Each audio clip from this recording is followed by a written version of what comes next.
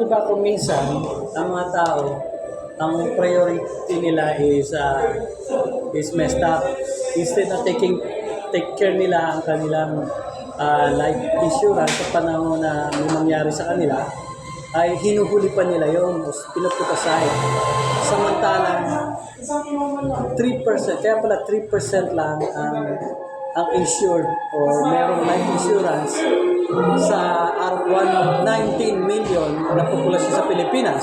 And yet, 60 million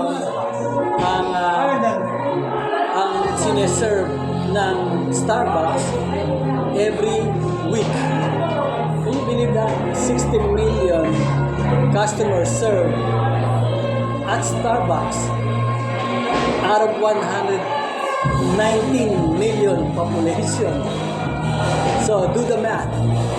They spend more sa Starbucks than taking care of their life insurance. Pag namatay sila, may nangyari sa kanila, ano ang gagawin nila? Hindi sila covered. Manghihingi sila sa mga kamag-anak, kaibigan. Yun ang dapat ma-educate ang mga tao rito.